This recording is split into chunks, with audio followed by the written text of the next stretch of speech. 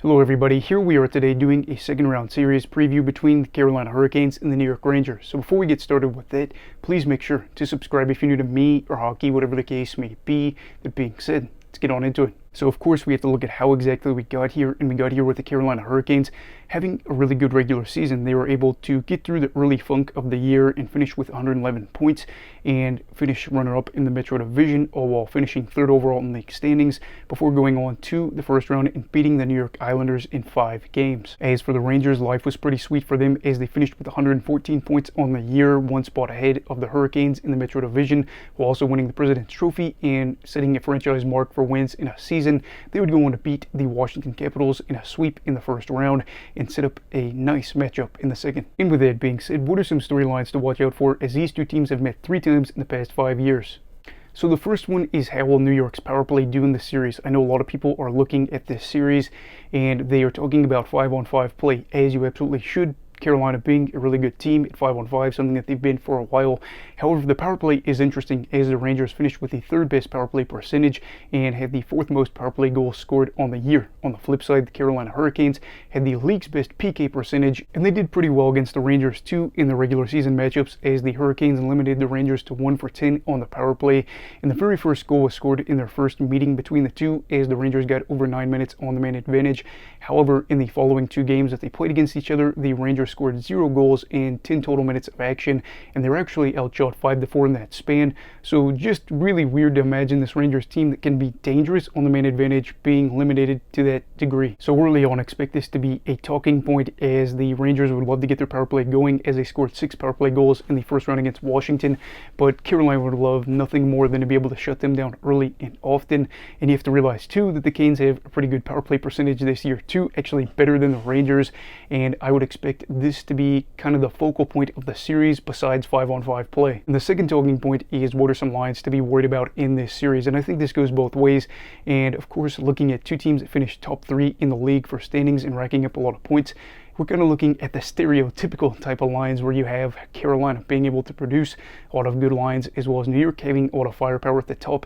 Carolina's top line right now of Aho, Svechnikov, and Gensel looked really good in the playoffs, have the 6th best Corsi in the entire postseason for lines at the moment, and were able to outshoot the Islanders 68-36 in that span. Looking at 5-on-5 numbers, those look pretty good as well, 31-14. Now I know a lot of people are going to talk about the fact that the Islanders didn't have a great series. In part, that was because of that top line for the Canes being able to produce so well. Game 2 was really good for them. Talked about that in my series review, and they had 76% of the scoring chances at all strengths in this series. So yeah, they were pretty good in that time, and a line to watch out for. As for the Blue Shirts, it's their second line of Panarin, Trocheck, and Lafreniere. Looking at this line, this is going to be something that you're going to watch out for, with Panarin being the best point producer for the team, Trocheck being one of those guys that can provide a strong net front presence, and Lafreniere having his first 50-point season in his career. They didn't score a goal in the matchup against the Hurricanes during the regular season. However, they were able to play well together at 5-on-5, which is really something you like to be able to see. And for this team, you know that they're going to have, these guys probably have to play well if they want to be able to win this series, considering the depth of Carolina. And something you want to be a little bit wary about if you're a Rangers fan is the fact that, yes, while the Rangers won 2 of the 3 games against Carolina this season, they ended up scoring 4 total goals. I'd have to imagine they're going to average more than 1.33 goals, and like I said, the second line will be a part of that. But I look at this too and see what are some other lines we could be talking about here. If we're being honest, the Hurricanes have multiple lines that can just throw out there, as well as their blue line that contribute offense.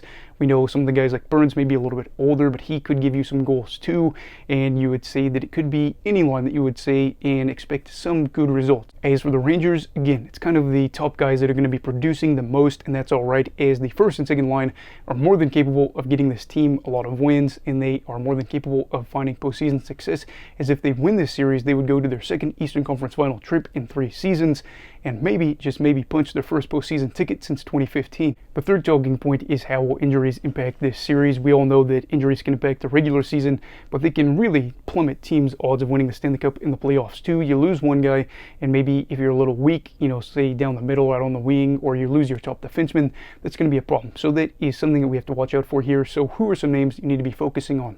Well, for the Hurricanes, it is Jesper Fast, and Fast is a guy that is going to be not getting you a ton of points and is going to be playing in a bottom six role, but guess what? He is somebody that is really aggressive, tries to forecheck a lot, and could fluster the team's bottom six, which, especially with the Rangers in their third line, and probably even their fourth line, where you're kind of curious to see how that'll play out, where they're not going to be maybe contributing enough offense that you would expect, especially with a second overall pick in Kaapo Kakko, despite the fact that he has underperformed.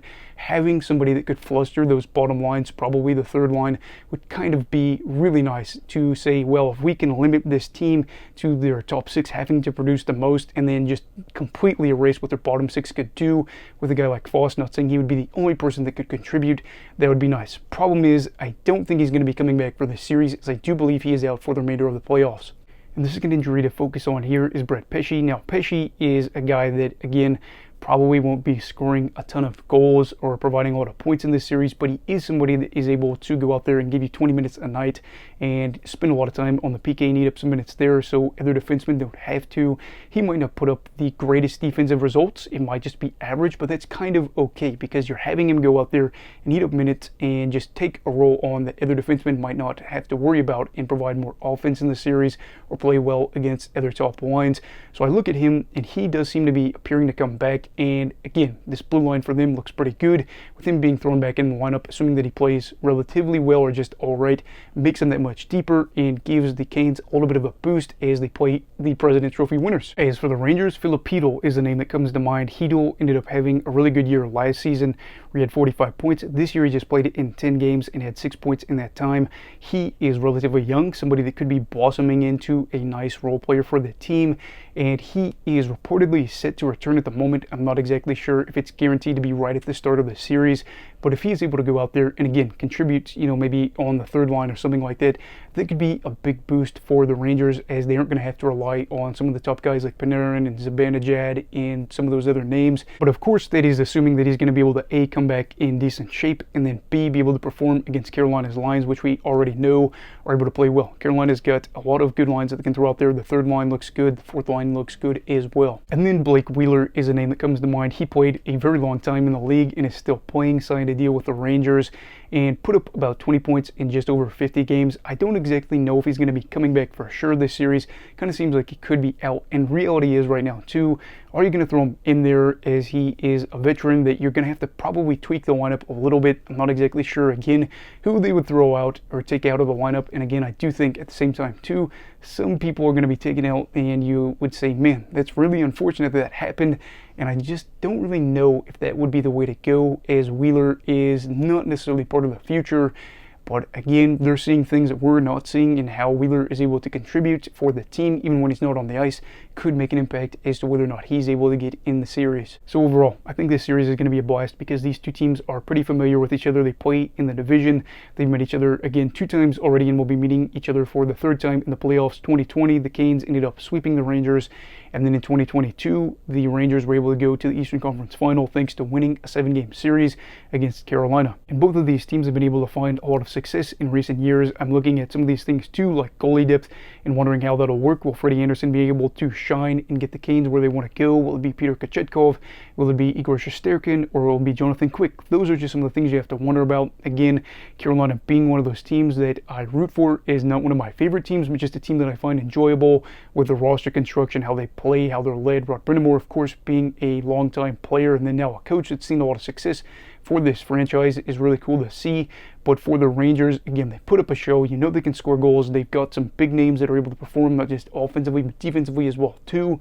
They are a side that, again, maybe their 5-on-5 numbers aren't incredible. We talked about that, I think, in 2022, and here we are again, but they were still able to put up, 53, 54, 55 wins, as they are potentially on the verge of making another trip to the Eastern Conference Final. And again, it could be at the expense of the Carolina Hurricanes. And so now it's time to pick who I think will win in this series. And in this series, I'm going to be picking the Carolina Hurricanes in 7 games. Again, I know a lot of people talk about how this Rangers team could go out there and beat them like they did in 2022.